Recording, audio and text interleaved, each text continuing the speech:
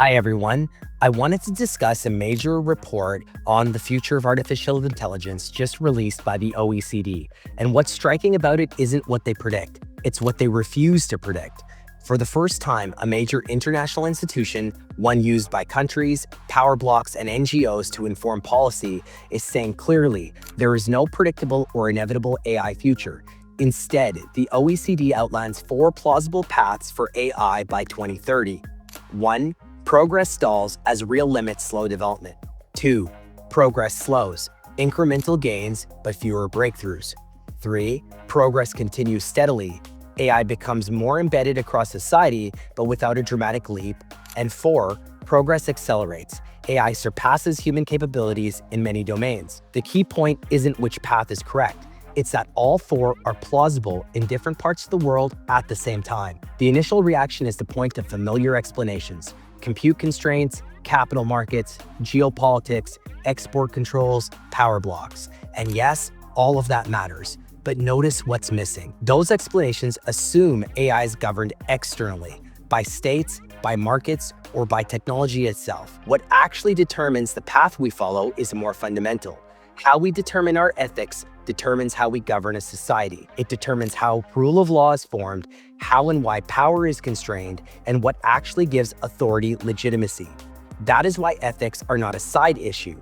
They are a foundational part of governance itself. Moments like this require us to lean on the disciplines whose purpose it is to think about these constraints. That is the realm of political science, and more specifically, political philosophy.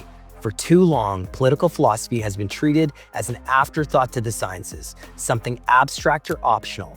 But artificial intelligence is forcing us to re-examine the very concepts that once gave us stability and control: sovereignty, rule of law, and natural right.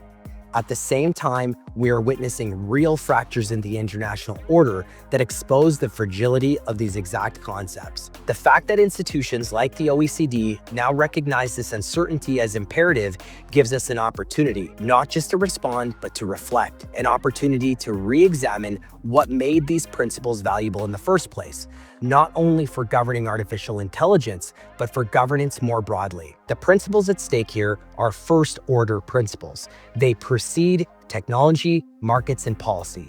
They shape how authority is justified and how responsibility is assigned. Technology doesn't resolve these questions, it exposes them. And when technology is not properly governed, it can undermine them. That creates an opportunity for science and philosophy to work in concert rather than in isolation, to shape better outcomes. But without an understanding of first principles, without asking why these concepts matter at all, we risk losing that opportunity. We risk allowing outcomes to be shaped by default rather than by judgment. The OECD is telling us something important. AI's future is contingent. The real question isn't which technological path we prefer, it's whether we are prepared to do the harder work, to think seriously about how societies govern themselves and how humans can confidently guide their relationship with an intelligence that they no longer fully control. Because whichever AI future arrives, it will be built on that foundation, consciously or not.